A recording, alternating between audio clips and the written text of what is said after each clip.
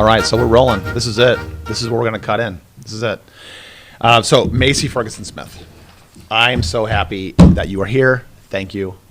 Now, I've already said it off camera. Now I'll say it on camera. But which, by the way, so Shane's in the room for our listeners. Aspen Gengebacher is here. The guest today is Macy Ferguson-Smith. And you said that when we were green rooming here, you said that you are a therapist. Mm-hmm. I'm curious to know what kind of therapist. Behavioral health. Behavioral health. Yes. Mental health. Yes. Okay, that's so good. You are very qualified. You wrote a letter to the editor. I did. And I mentioned it. You did. In a pod. And a few times. Well, because I read it a couple times, and then my friend Sean, who's on the pod, yeah, I kind of caught him by surprise. A little bit. I caught him by surprise, which, by the way, too, is like, I'm not catching you by surprise. We're going to talk about it. We are. Yeah. So, yeah, then after the pod, him and I talked about it for a while. Good. I'm glad. And he's just a really good guy, and he's somebody that I feel like I can bounce things off of. Good. Absolutely. And he's just I just really like him a lot. So, that you're a behavioral therapist, and are you from Quincy? No, I was born in St. Louis, but raised here my entire life. So, split time for a long time. Born in St. Louis? Mm-hmm. Where in St. Louis? Florissant. Interesting. North St. Louis. Okay. Mm-hmm. Yeah. My mother is from East St. Louis. Oh, okay. Across the river. I was born in St. Louis. I was born in Barnes Jewish. Okay, BJC, absolutely. And that hospital network is much bigger. Very much now so. Absolutely. Than it was. And like I said, my mom is from East St. Louis, and my bio dad was from St. Louis, and he lived on the hill. Ooh, okay. Lots of pasta, lots of Italian food, or no? Oh, it was out of control. Mm-hmm. Very much so. It was super Italian. Mm-hmm. Still is. And my grandmother, growing up, she called me her little Dago. And wow. So I don't know. Is that I like love that. Is that like it's a pejorative? Mm-hmm. But is it like can I call myself that because I'm a little Dago or if you would like, that's up to you. But is it offensive? I mean, like it goes back into this letter to the editor. Oh, so for the viewers, if you've never read Macy's letter to the editor, should read it because you wrote it in such an expert level way that it hits on so many different levels. Thank you. Thank you. Oh, yeah. No, that's like, okay, whenever somebody writes a letter to the editor, if it's a surface level, whatever, a couple paragraphs, and it's just, here's my issue. Right. There are too many potholes in Quincy. The city should start caring about the potholes. Okay. That's it. But if they start layering it with the national debt and the taxing scheme and the upside down, taxing pyramid, and they start going to like the emotions of people and how difficult it is to navigate around Quincy. So if they start layering their letter to the editor, right? Okay. They put a lot of thought into it. You can see, and it's not just like some random gripe. What you wrote is not a random gripe. Okay, good to know. Do you agree? I think some people would see it as griping. I definitely do, but I think I've lived long enough now to understand that I still wanted to kind of say some things and spark some conversation, at bare minimum. Well, you did that.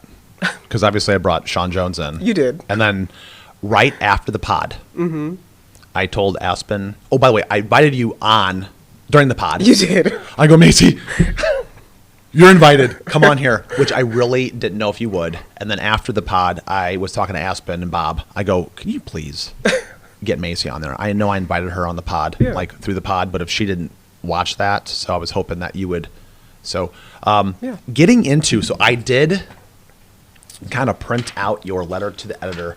I color-coded some stuff. I love it. Because I want to read it and get your feel on it. Yeah. I'm going to ask, I'll ask some questions, then we'll kind of go that way. And then on the editor's note at the bottom of that letter to the editor, it says that Macy Ferguson-Smith is among 100 people participating in the Obama Foundation's Leaders Program, a 6-month virtual program that supports and connects emerging leaders in the U.S., Africa, Asia, the Pacific, and Europe through a values-based leadership framework inspired by the ideals and legacy of former President Barack Obama and former First Lady Michelle Obama. So I don't. What is that? That was probably the most incredible 6 months of my life, before my daughter was born, of course. It was an incredible time of community, an incredible time of intentionality, and just being with others who could challenge you from all different parts of this country, who thought differently, who were also handpicked by the former president himself to participate in this program, to have a different lens around change making and values-based leadership, and then bringing that back to your communities. So less about like moving up a ladder and more about coming back to the communities that you came from, and trying to lead from any level. Did you get a chance to meet the president? We spent some time with him. We did. Really? How about Michelle? We spent some time with her in a much larger setting, but yes. Okay. Did you get a chance to say hi to him or shake his hand or anything, or is it more of like a? I mean, where there's so many people around. Right.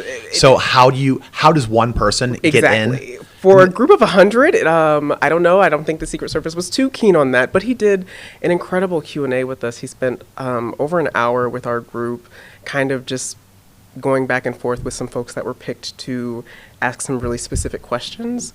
And he talked to us from everything about his own leadership journey to the importance of friendship, which I valued greatly. Were you mesmerized by him? I think I'm always mesmerized by President Obama, not only from growing up and kind of seeing him as almost like, wow, somewhat of an idol, but somewhat of a person who's also had to persevere.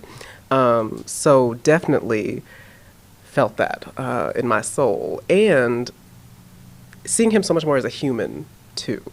So the way that he was talking to us was very much like conversations that I've had with my own father, even though he was talking to a larger group. So it was a little bit of both. 20 years ago, when President Obama was the junior senator from Illinois, he gave a speech at the DNC. Have you ever heard his 2004 DNC speech?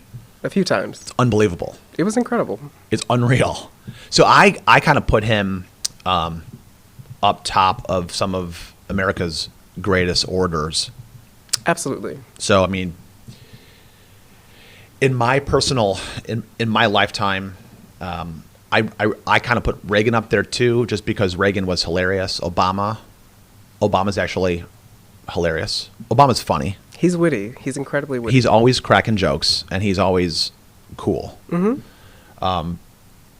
then so I just think he's kind of amazing. As a matter of fact, his very first SOTU, his State of the Union address, when he became president, he gave another amazing speech in which he talked about many different things, but some things kind of, I mean, he used to talk about fundamental transformation of the country, things like that. And I got to tell you, at the time, when I thought those were dog whistles for like Marxism, like weird, communist stuff coming in, you think that, or you don't think that. So there's different, I don't want to call it factions of people. I think people are very tribal in how they perceive things. And I wanted to, Absolutely. I'm going to ask you if you think humans are tribal.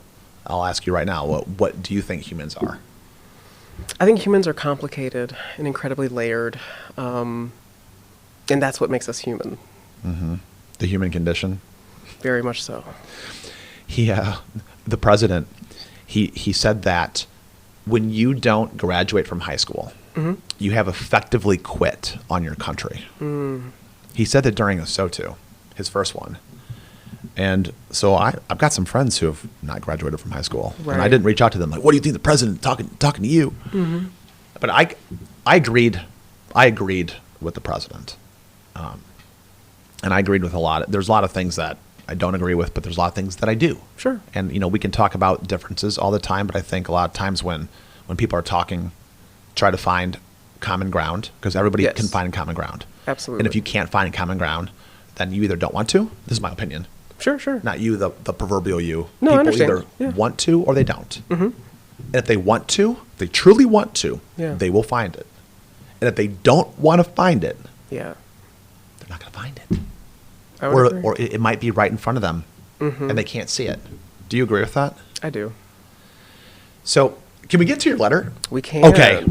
Well, do you want to look it over and check it for typos before we get into That's it? okay. So you started your letter to the editor. We're going to have to find out what the actual title of that is. It something where listeners can they go into muddyrivernews.com and they, like what, Shane, what do you think? You think you just type in Macy Ferguson-Smith or letter to the editor, or you know how I found this today? How? Went to muddyrivernews.com, clicked on opinion, and I scrolled down until I saw your picture. That's how I found it. That's one way to do it. All right. So anyway, I don't know I don't know the best way to do it. Do you? If you just go to our website and you can type in either Macy Ferguson-Smith or simply the letter to the editor, and scroll through, that's how we can find it. Okay, thanks. All right. The very first thing that you wrote, and let's share this. Let's look at this together. Yes. Because this isn't a secret. Words have meaning. I've heard more about the words diversity, equity, and inclusion in the last 4.5 years than ever before in Quincy and the surrounding area. Oh my gosh. How right are you? That is, I've never heard it so much as lately. Right. And before people were talking about DEI, right? And so I don't know what percentage of the country is for DEI, right, and what percentage is against it. I don't know. You would think that nobody would be against it. Sure, in theory. Although it's a movement. In theory. Yeah, so how do you feel about movements? Do you think movements are necessary? I think movements are powerful. Incredibly powerful. Yeah. So necessary, or just what do you I think they have their moment, and I think as a country, we've been through several movements that have yielded incredibly positive results, and that's important for all of us to know. Necessary, I wish they weren't necessary, but I think we don't always see things.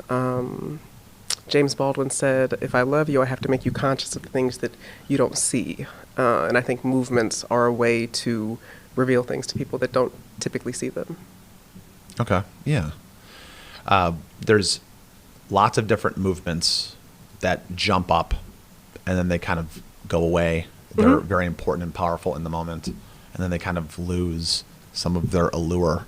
So I remember I was trading currency at a hedge fund downtown Chicago, and I traded European markets earlier in the morning, and then afterwards I would trade some American markets, and then I'd go home or go to the gym or see a Cubs game or then go to work at my other job that was really making all the money for me at the time, because I was a suffering currency trader at the time. But there's this guy named Rick Santelli. He was on the floor of the New York Stock Exchange, and he said, "We need to have a tea party because our finances in America are going awry." And then the tea party,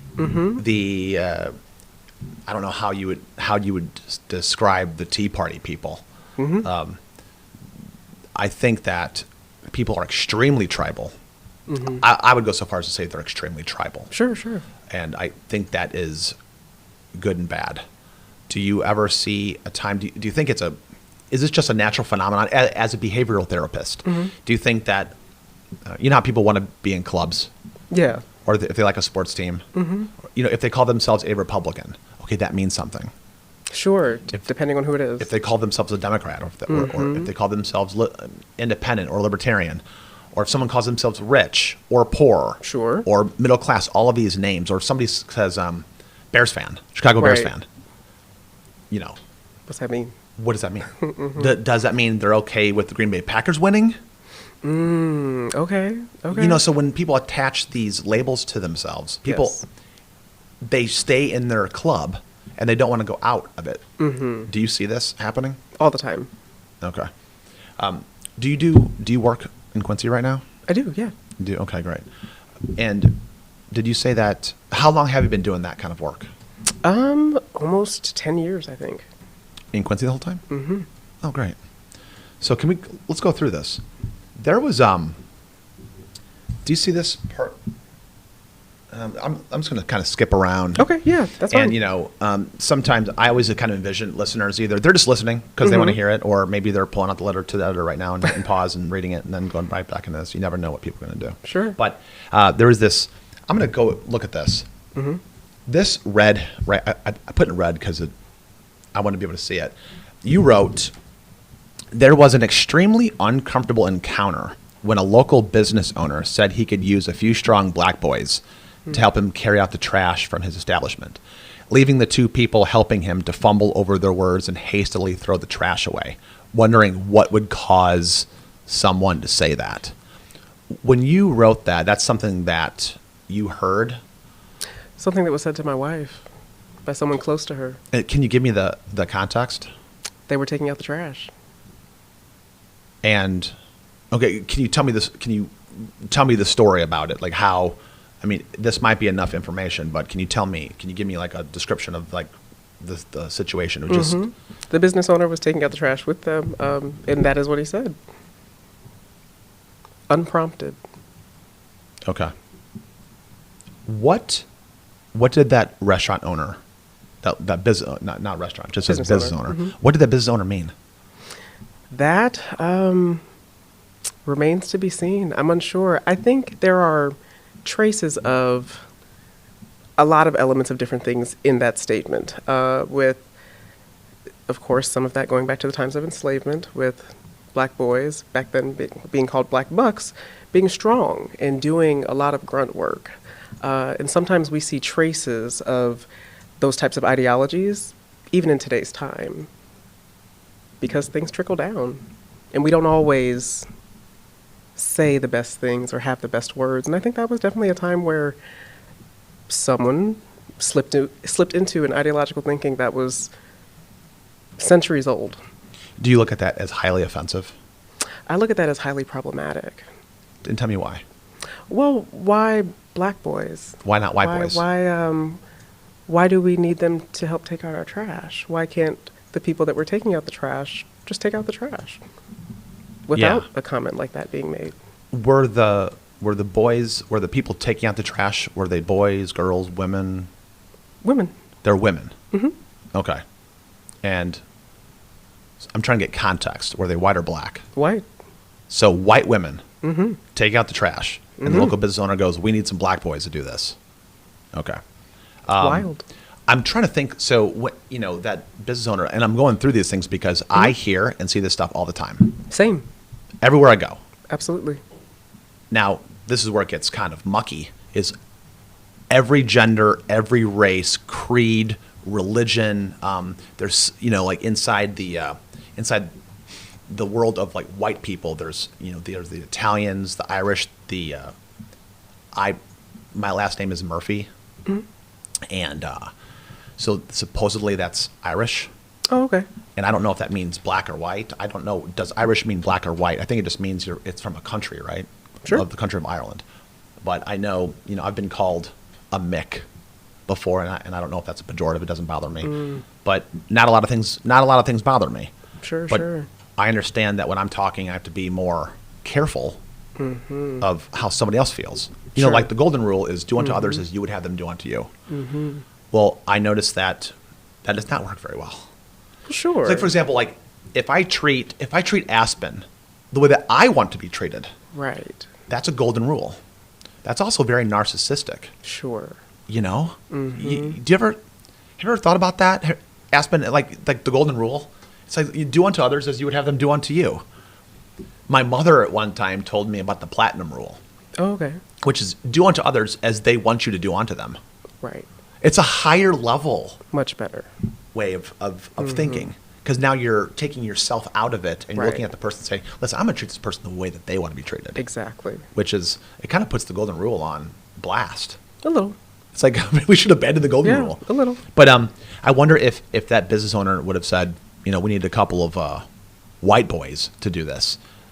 Then that's another Yeah. layer of problem, Sure. because what's wrong with the white girls who are doing it, I agree. right?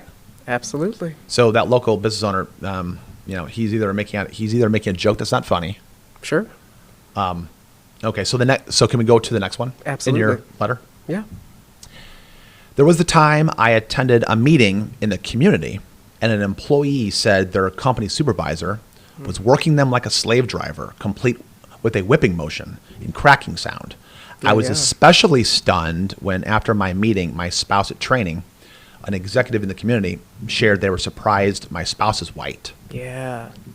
Now, why were they surprised that your spouse is white? Question. That's a really good question. I think a lot of the times it's what's unsaid in a lot of these statements, and it's what does that mean? Because I don't know that everyone hears those things regularly, or maybe as regularly as I have in the last 4.5 years, but it's certainly an intriguing thought of what does that mean when someone is surprised to learn that my wife is white? Like, does that mean they were just surprised? Like, oh, we thought you would have been with blank? Is that what that is? I don't know. Well, I mean, I think they would just assume that you would be that your spouse would be Chinese or Asian, right? They're that's what they're expecting, and then you're throwing this big curveball, right? A curveball. I mean, a curveball. I mean, why are you doing that? Why are you're making life so difficult for these people because they've got all of their assumptions, Clearly. I think that's a really kind of interesting thing. So, do you think that a certain amount of time will go by when someone can make a comment like that? Like, so not about the spouse is white, but do you think there will be a time someday when enough time has gone by from the times of slavery to a time where people will be able to say that without the cringe? Well, I think I would want to just know why they want to say that. What is that within us when things maybe are different, or things touch us in a certain way, we feel a certain way about it, certain things come out of our mouths. I think I would want to know maybe first why, and then make a decision on let me if help. it can be said Let me help. later on. I have never been worked like a slave. Right? Okay, I have not. Right? Well, no. Say, like, okay, absolutely. Right, but I mean, you wouldn't know that necessarily. Well, okay, so there's chattel slavery, and then there's being worked to the bone. And I don't think I've ever been worked to the bone. I don't think I've ever been worked so hard that, I mean, because whoever's working me like that, is it a parent, is it a family member, is it an employer? But I wonder, the reason why somebody would say something like that, it might not be a racist thing that they're trying to say. They're trying to find the way to describe, how do you work somebody so hard to the extreme? How would you explain that? Like you just said, worked hard to the extreme. Worked hard to the extreme. Okay. This other one here, it says, more recently, my spouse sought help for an ailment, and a local provider shared we must have had our daughter in the sun because she has a nice tan. Yeah. So take me through your thought process about that. That's an interesting one. As a person that grew up lighter complected and often had people that just so happened to be white come up to me and say, oh, I've been in the sun, I'm darker than you. That one has a certain tinge of, if a 3-month-old was really out in the sun and had a tan, I would think those in our helping professions would have been having conversations with myself and my spouse very seriously. And so again, just another instance of saying something that's, what do you mean? Again, our daughter is biracial, so maybe she does have a tinge of color to her skin. But what do we mean when we say these things? Do we know what we mean? And my thought process is that I'm not sure that people always know. I think we say things, and then we find out later that, like, oh, I didn't realize that that's what that was. I've also heard that a lot in the last 4.5 years. What do you mean they don't know? Can you Not knowing that something was either offensive or racist or homophobic or transphobic or whatever the phobias are. Not knowing, but still saying things. But again, just not knowing. The person who's saying it doesn't know what? That the thing is offensive or racist. In that instance, Do you the person didn't realize. Do you think as a race that saying that that it looks like we must have had our daughter in the sun because she has a nice tan. Would you consider that to be racist? I think it definitely had tinges of racism to it, yes. Do you think the person who is saying it is a racist? I can't make that judgment. Do you think I'm the person unsure. is generally says a lot of racist comments? Without being around them, would not know. I know they said some things, and that wasn't great. Okay, so it's possible that that person is racist. Possible, but unknown. Okay, that's interesting. You wrote down here that each event involved a different person who also just happened to be white. Right. So this is something to where I have noticed more. So I'm not that kind of person that has like my black token friends or black gay friends, like token gay friends, and Sure. I have friends. Absolutely. And then very rarely do I mention their sexual orientation unless it's relevant, unless you're using context. But I don't know. I don't know how you identify, so I can't make any assumptions. I have no idea. Right. Like I have no idea about you, and so I can guess, but I'm so bad at guessing. I'm wrong so much. I get it. Same. Absolutely. I'm wrong so much. Absolutely. I mean, I'm wrong like a dozen times a day. Yeah. Just in my daily. head, I'm wrong. Even if I don't talk. Right. Do you know what I mean? Mm-hmm. But you wrote in this letter that, quoting you, you wrote, "It is not up to me to decide if these folks are evil, racist, privileged, etc." Those three, so we're talking about the local business owner, about Sure, the sure. strong black boys. We're talking about the slave driver, like whipping motion. Yeah. And then you've got someone saying that your daughter has a nice tan. Well, all of the examples, I spoke that for all of them. I don't know that to be true. You don't know what to be true. Don't know that to be true, that whether they are prejudiced, racist, evil, I don't have one way or another of knowing that. I just know through my own lived experience what happened to me. And let's talk. Can we talk about that? About Sure. what has happened to you? Can you describe that to me? Like how, when you hear those things, I will tell you right now, I live in a world that is not the same as somebody else's. And can I give you my perspective? Sure, sure. I don't think I'm correct. Anything I'm gonna tell you, if I say something, push back, please. Oh, okay. Like just tell me. It's like,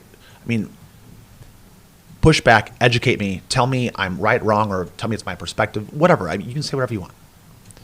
It's not a scripted pod. I will tell you, all three of those, I have seen and heard these things. I got to be honest. Like the slave driver with the whipping motion, I don't believe I've ever heard a black person use that.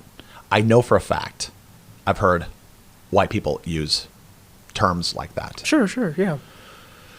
And I'm trying to, and of course, I've had a lot of time to digest your letter, and I'm trying to think of if I've ever, are those people that these situations that you are mentioning, it just so happens, I'm being serious, like I have seen these things. Now, with a few strong black boys, I have heard black people talk like that. And the thing about the whipping sound, the slave driver, I've never heard a black person say that. Sure. White people. Right. Okay. And then the thing about the daughter has a nice tan, I have heard black people talk like that. Like saying, like light skinned, medium skinned, dark skinned, and like they make jokes about, who's going to be darker and whatever. So it's like it's okay for them to say it. Maybe because it's their family. Like my grandmother calls me a dago. If somebody else called me a dago, it's different because is it different because I'm white? It's not a big deal. If it feels different to you, yeah. does it? It's just, I'm just trying to figure some of this out. Generally speaking, I don't think anybody in my life, when they speak like that, I don't think they're racist. I don't think they're prejudiced. Do you think it's rooted in racist ideology? Let me think about this. So can we talk about like the daughter, nice tan? If I were to say that, I like to think that I have more couth, more like, I like to think that if you and I are talking and I see your daughter, the chances of me saying, "Oh, she has a nice tan." The chances of me saying that, Out loud. well, I just don't even think I would think it, because I just don't Fair. think. I just don't Okay. think like that. Okay, let's Fair. say I thought it inside. There might be something thinking to myself, "Man, I better not say that." Mm-hmm. But then I could be a racist who doesn't open up his mouth. Mm. You know, like I'm thinking that. I'm like, oh, I gotta get that thought out of my head. Oh no, because I mean, you know, you talk about of all the different ways to sin or do something bad. You know, Mm-hmm. if you ever have a bad thought in your head, and then you try to, have you ever had a bad thought come in your head and then you're trying frantically to get rid of it, Oh, sure. Absolutely. and then you're like, oh my gosh, I Yeah. can't believe I thought that. Mm-hmm. So tell me about that. Daily. Like, you know, like we're all a work in progress. Every single one of us. But you use discretion. Absolutely. And you don't make the mistake of saying it out loud. So can I make a joke? It's like, you're a bad person. It's just like nobody knows it. Right? Right? But can I tell you those three examples? Like taking the one about the few strong black boys. I think that that might be rooted in racism from a long time ago. So I picture Right. like an older Right. white man, unshaven, flannel, you know, steel-toed boots, Okay. redneck. I don't know. Okay. I mean, I'm being racist towards whites now, but you know, that's what maybe he was in a tie, but I do think that is probably deeply, deeply rooted culturally way back when. Right.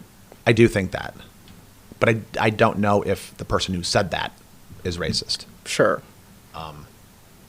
It's kind of like whenever I see Snoop Dogg on TV, I always think to myself, how are they letting that murderer, rapper, druggie, like pothead on TV for 2 seconds? Mm-hmm. Also, I like Snoop Dogg, so it's fine. Yeah. But how are they letting him on TV Right. Right. With his history. with his history? I mean, he's never apologized for rapping. You know, you ever listen to Snoop Dogg? I'm a Snoop Dogg guy. Very much so. I mean, the stuff he sang. Mm-hmm. Like, I was listening to the song Pump Pump Oh, wow. with my kids in the car. And Oh, wow. Shane, do you know that song by Snoop Oh, Dogg, wow. Pump Pump? Yeah, that's Pump Pump. Do, do, do, do. Oh, we should play it as the opening music for Frank. No, Aspen says no. So, what is your general opinion about these people that are saying these things? You're saying you don't know. We got to get to the root of this. I think that there's a lot of people that don't know what they don't know. And for whatever reason, whether it's history books didn't really teach us outside of, I mean, I can't remember all the things that I learned during Black History Month in school, but I know that we basically covered MLK and Rosa Parks and a little bit of the Civil Rights movement. But I think I talked a little bit about the lynching comment that was made. And for me, while I recognize that there are other groups of folks that maybe experienced those things, I think of Emmett Till immediately. That's always the image that comes to mind. And I didn't learn about that in school. I learned about that in Jet Magazine, which was a periodical that my parents ordered and subscribed to at the house. And they had an anniversary edition where they covered his murder, which kind of launched the civil rights movement. And when you don't know those things, you can say that the town would have held a lynching in the town square and not have any connection to it. But personally for myself, through my lived experience, I had quite a visceral reaction to reading that. Very much so. When did you read that? Maybe that was in October. I don't Was really Emmett remember. Till? There was a. That wasn't Selma, was it? No. But, Oh, you should look him up. Look at the picture. yeah, let's do it. What was let's look it up, because think it was where was the 54? Emmett Till? Oh, in the deep south. Do you know where? Mid 50s, I want to say. Okay. 54. So but- this is back in, so Emmett was a 14-year-old. By the way, it says African American. We got to get rid of that African American. We got to stop saying African American, because I'm going to ask you your opinion about that. Okay. These are kind of, I think African American is very divisive. I really don't like the divisive, like person of color. I don't like these divisive comments. So all right. So it says, look at this together. Oh, yeah. Emmett Till, a 14-year-old African-American youth who was abducted and lynched in Mississippi in 1955 after being accused of offending a white woman, Carolyn Bryant, in her family's grocery store. The brutality of his murder and the acquittal of his killers drew attention to the long history of violent persecution of African Americans in the U.S. And Till posthumously became an icon of the civil rights movement. A beautiful So child. his mother had an open casket visitation, and that is the picture that spurred quite a bit for the civil rights movement, because when you're thinking of the Great Migration and black folks moving up north into the Chicago area, Detroit, things of that nature, you don't really know what's going on in the South. And when that picture went all across the country, it's really hard to ignore that. So I think we harken back to some of those types of things when we come to a 2020 and everybody's at home and now we're talking about George Floyd and everybody's watching this video. I mean, there are many similarities there around how sometimes these movements start and maybe even what they want to accomplish. But like you said earlier, they peak and valley, and who knows what it'll take for us all to really get on the same page. That video of George Floyd. Mm-hmm. Do you think that video, after you saw that video, were you convinced? Oh, I haven't seen it. Really? Really? Just because it would do? Why have you not seen it? How have you not seen it? I mean, so public executions of black folks and like lynching and whatnot have been publicly made available for decades. And so just personally for myself, reading about it was enough. But to listen to it, hear the things that people were saying about it, listen to him call out for his mother in his last moments, that just wasn't something at the time. We were dealing with a pandemic and trying to figure out like how we were going to see patients and all these other things. That just wasn't, that wasn't in it for me at that time. You just didn't need to see that. You didn't. There wasn't anything in you that you thought to yourself, I'm not going to watch this video. Yeah. So without watching the video, it's very difficult to firmly come to the conclusion whether or not he was murdered. As somebody, that's my opinion. If somebody has never seen the video, I don't know if they can come to the conclusion that he was murdered. Now you can like never see the video, and if it goes to trial, and you got the prosecution and the defense. Sure. As somebody who has seen that video, I feel like I believe that he was murdered. Sure. By watching that video, because the cop, I don't want to relive this, but it was I not. get it. It was not good. It didn't sound good. 8 minutes and 46 seconds is a really long time. No, the whole time that cop is on him, I'm like internally, I'm like yelling at the video. What do you? Oh my! I pause it. Look over at my wife. I go, I cannot believe this. And my wife walked out of the room. My wife always walks out of the room. She will not watch scary movies. She has no interest. I get it. I go, oh, do you want to see George Floyd get murdered? She's like, no, I don't. Yeah. So I saw it. He did. That cop murdered him. Just saying. Okay. Very bad. Anyway, you wrote something here. Will you read it in your own words? Sure. Just to bold it, because Absolutely. I'm reading all of your stuff in my words. Yeah. Am I a weak snowflake for wondering how people can say these things out loud and not think there may be biases at work? Am I wrong for wanting accountability? Yeah. So, you're saying, am I a weak snowflake for wondering how people can say these things out loud? No, not a weak snowflake for I wondering. hope not. But I also understand if people see it that way. No, it is totally. I get it. It is. You are valid and justified. You don't need me to tell you this, because you know this internally of yourself. Like, you are not a weak snowflake because you're wondering. You're allowed to wonder. Now, I want to ask you about divisive language. Okay. I'm of the opinion, and I want you to tell me, set me straight, okay? My white friends, my black friends, I ask people these questions. We're sitting around in my kitchen having a beer. I'm like, why are you using people of color? Like, why are you using that kind of language? I think using people of color, POCs, I think that is divisive. I think using like African American, I think that's divisive language. What is your opinion? Do you let's talk about people of color. Do you think that is an okay way to describe anyone?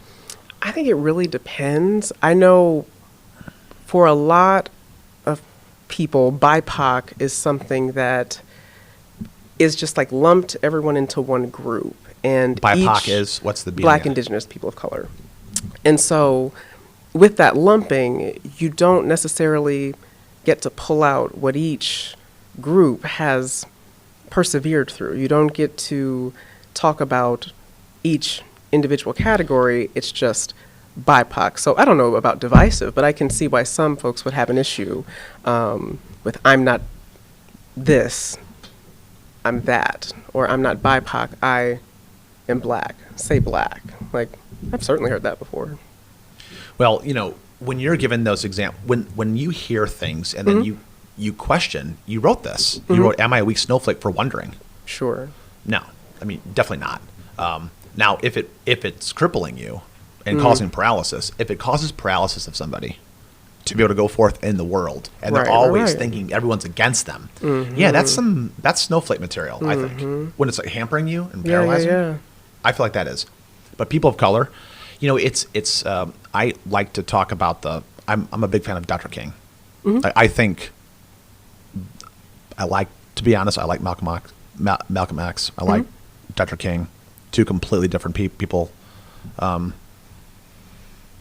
Two completely different movements, I guess. I think each one of those men created a movement that's still alive today. In a lot of different ways, yeah. But I remember, you know, I wasn't alive during that time. But the people of color, you know, it's like you can talk about someone being of color, but you can't talk about someone being colored. So you can talk about them being like having color in the present tense, but I can't talk about somebody, the same person. I can't talk about them in the past tense having color. Do you think that's weird? I think it's something that people were reaching and looking for other terminology to maybe appear not as offensive. I also think it's rooted in like very academic language, and that does not always translate well to the rest of us. Maybe in other settings, but honestly, I think it confused people more than anything. Can we pause for 1 second? Yeah, sure. Sorry, Let's pause. I don't know why it did that. We're pausing. The computer just went. Yeah. It went kaput? It just looks really stupid. Do you think it's like a screensaver situation? Do you know the password? Capital M Mizzou 1980. By the way, we're almost done. Okay, yeah. Do you have like 10 more minutes? Oh, absolutely. You do? Okay. There we go. Wow. Okay. Good job, Aspen. Oh. Oh, wait. Oh. It's not charging. Oh, that was the problem. Good eye, Shane. What Yeah. would we do without you? Saw that from quite a ways away. IT expert over here. Absolutely. Thank you. Cool. Okay, and continue. We're good? Yes. All right, we're right back into it. Yeah, it goes back to the NAACP still refers to themselves not as people of color, Right. but like past tense. They're colored. Started in Springfield. Did it really? Yes. Then the NAACP started? So it's the National Association for the Advancement of Colored People. So why have they not changed their name? And should I write them a strong letter to the editor to chastise? I'm being serious. Like, why? I think that might be paying respect to a certain time period when the NAACP was needed then more than ever. And I don't know about the legality of changing something that's been around for that long, and how do you get the other chapters to go along with it. So I think I rooted in the respect that people had for that organization at that time and what they did for the advancement of black folks at that time. Because without them, I don't know where a lot of us would be without the NAACP. Yeah, I agree. Those people who trailblazed, all of the trailblazers, that they're always, when you write a letter to the editor like this, like you're trailblazing. You really are. You probably don't. I don't know. Yeah, I don't necessarily see it that way. You don't see it that way? No. Can I tell you? Do you know how much guts it takes to write a letter to the editor? So you didn't even know they were going to publish it. No, I didn't. I wasn't sure one way or the other. But then they did. And now you're on this pod. Yes. That's not, do you know how many people will do this? I have no idea. Macy. Do you know how difficult it is to get somebody in a chair with how bright these lights are and cameras? And you're focusing on me. We're having a really nice conversation about this. And Yeah. probably someone's going to learn something. I if hope they so. listen to this. That's always the hope. But so I think African American is a kind of a divisive thing. I think it's describing people in a way that's inaccurate. So I think Africa. I've never been to Africa. Have you been to Africa? Okay, largest continent, arguably maybe one of the most beautiful continents. A lot of it is desert. Used to be underwater, but it's just a gorgeous place. Yeah. But what I'm saying is, Elon Musk is African American. That is what You he know, said. Adam Levine. That is what he said. His wife, Bahati Prinsloo, that Victoria's Secret model. Right. She's 6 foot, blonde, blue eyes. I mean, she's white. She's African American. She has dual citizenship. Yeah, She is African American. She can go back and forth. She's got Right. dual passports. But I don't think, like Sean Jones, who was here, I don't consider him to be African American. Sure. Now, is that offensive? I think it's up to the person to decide how they identify. So I cannot judge someone else who identifies as African American just because maybe I want to say that I'm black. Like, I have to leave that up to the person. Okay, are you black? Of course. Okay. What do you know about the one drop rule? A very interesting rule from way back when. Can you define it? If you had one drop of, well, at that point, I think it was written as Negro blood. I don't know that we were using any of these other terms. Then that meant that you were black. Is Negro blood? Is Negro? Is that nomenclature out now? Can we say Negro? I don't use that term. I just say black.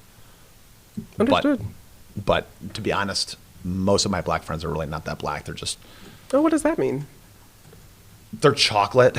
Their skin is gorgeous. Their Oh, skin so their skin is prettier than Black, mine. like the actual color, like I think of it's this I black. think listen. Okay. I had a tenant recently that was from Okay. Nigeria that was black as this microphone. Oh okay? my! And oh wow! he's a fantastic person. He's a doctor. Okay, I'm not gonna say his name on air just because Sure. I don't think it's appropriate. But Yeah. I love this man. Okay, like he is one of my favorite people. He just moved. He moved to Quincy from Chicago, and he moved away from Quincy about a month or two ago. Moved to Boston. Oh wow! A doctor here in the area. Okay. And he is black. Okay, like black, like this color. Okay. But I will tell you, like one of my best friends that I'm really hoping he marries the girl he's with because I'm gonna be in his wedding. Okay. I mean, we would call him black, we call him African American, but I just don't.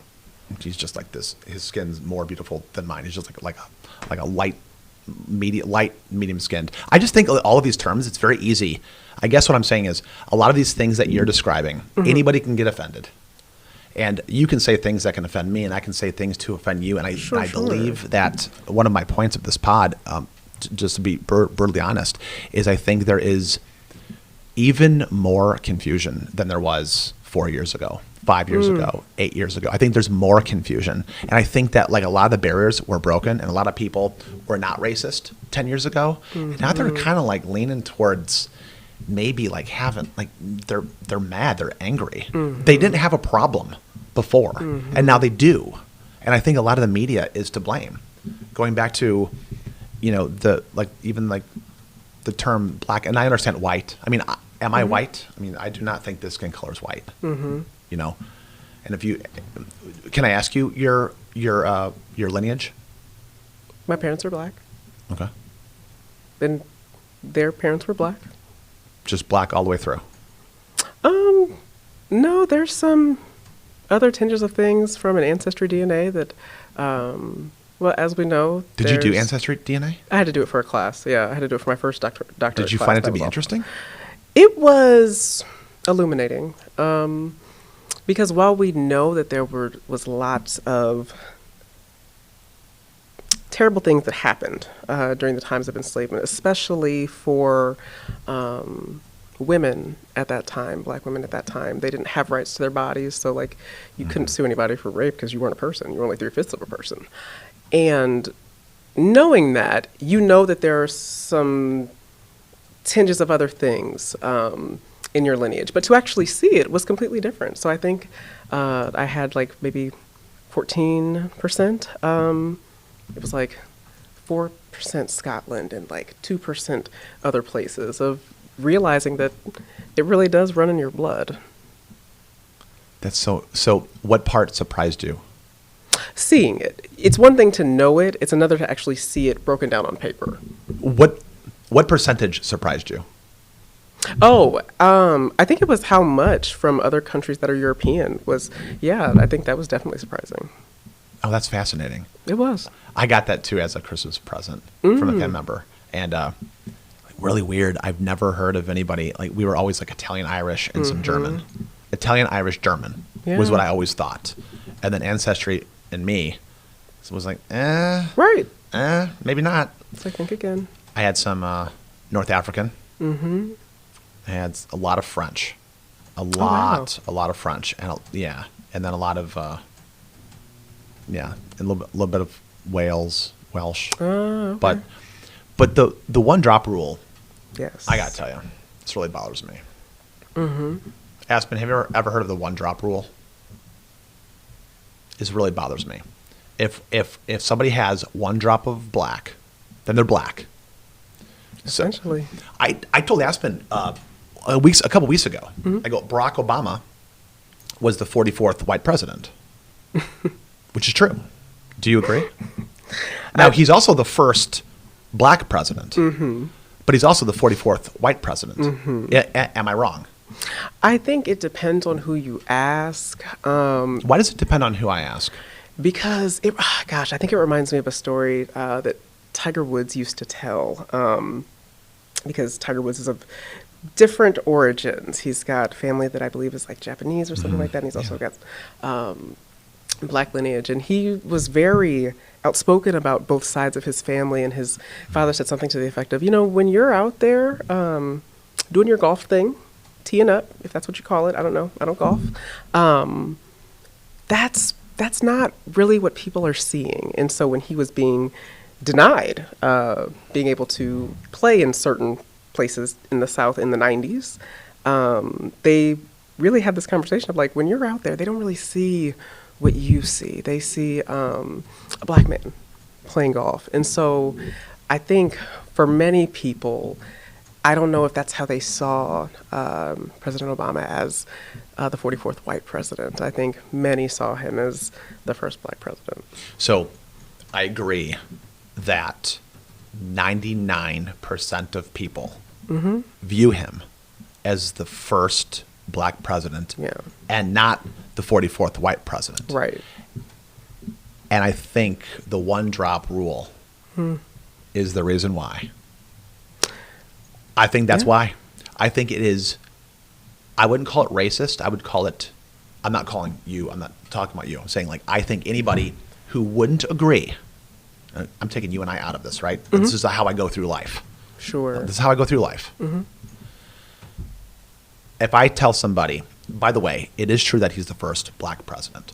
It's also true that he's the 44th white president. His mother is white, so he is white. So if he's white and he's the 44th president, he's the 44th white president. I'm sorry, but that's just the way it is. But nobody wants to talk about his whiteness. Why? Like, just embrace it. It's a fantastic thing. We started the conversation out by talking about how great Barack Obama was. Yeah. You can see how great somebody is. You don't even have to vote for them. You know that they're great. Or you can even vote for people that you don't think are great. Sure. Which, we see this in politics. But are there any other things, like, is there any other language out there that you would prefer people not to use? So we talked about, like the one drop rule, which I told you I had a problem with that. By the way, I think the one drop rule is kind of racist. Oh, absolutely. Rooted in racism. Don't you think it is? Very much so. But have you encountered anything in the past week or two that is similar to some of the things that you've written?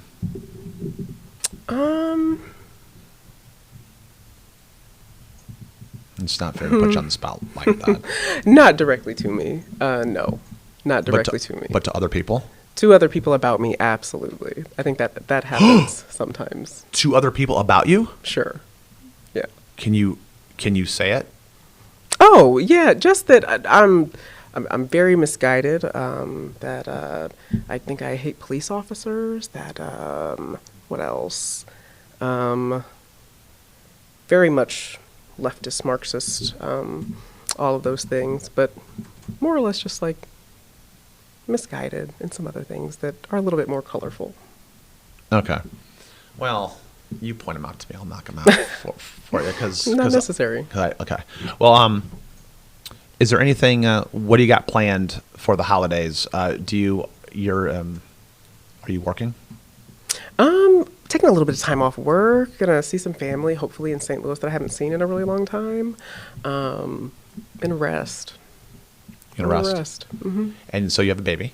Yes. How old is the baby? 8 months. Wow. Yeah.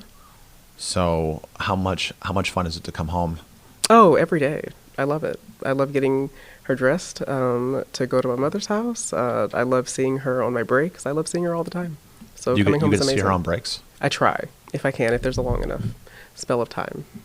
So it's one of those things where. So is this your only child? Yes. Okay, so the first one, right? Mm-hmm. And there's something special. Very much so. There's something very special about the first one. Mm-hmm. I was the firstborn, and my mom always tells me like I'm special because I'm the firstborn. Yeah, there's something to that. But what's the name of your daughter? Gianna, Gianna, Mhm. with a G. with a G. So Gianna. Mhm. That's a beautiful name. Thank you. Is that Italian? The people have told me it is. Well, yes, yes, it is. Of course, it is. I was a huge Kobe Bryant fan before he passed. So, Ooh. yeah, one of his daughters was named Gianna. The one that perished in the. Oh, Yeah. you're killing me right now. Oh, I'm sorry. Oh my gosh, did you name your daughter after Kobe Bryant's daughter? I did. Bless you. Okay. How big of a fan are you of Kobe Bryant? Oh, I was a pretty big fan. Hmm. I never liked Kobe Bryant when he came in the league. A lot of people didn't. Did not at all. And then he grew on me. And then I watched his last game. His last game with the Lakers, he scored over 60 points. Yeah, yeah.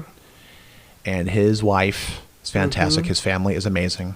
And that little girl that was in the helicopter, I know that she was an amazing person. So Kobe Bryant, does he get GOAT status from you? Oh, he already had GOAT status for me. I don't know about others, but he had You put him GOAT status as the for GOAT? me. As second to Michael, but Okay. for my generation, our GOAT for millennials. Yeah, of course. I wasn't old enough to Over see Michael LeBron? play. Oh Or- yeah, Are you? Oh, very much so. Yeah, Good for you. Yeah, And I agree. yeah. Love LeBron. You know, Yeah, but yeah, Kobe. I put Kobe as the number 2. absolutely. And did you ever see Michael Jordan's speech Yes. at Kobe? Yes, That break your heart? that was something. I cried. Yeah, he did too. And then MJ crying, and he's looking at the cameras, and he's like, "You guys are making another meme." And we did. And we did. And did. And we did. Listen, thank you so much, No problem. Macy. Thank you so much for writing that. Thank you for doing that. Thank you for coming on this pod. And I really respect everything you've said. I respect the way you think. Thank you. And I love the fact that you love Kobe. And I love the fact that you named your daughter after Kobe's daughter. That's fantastic.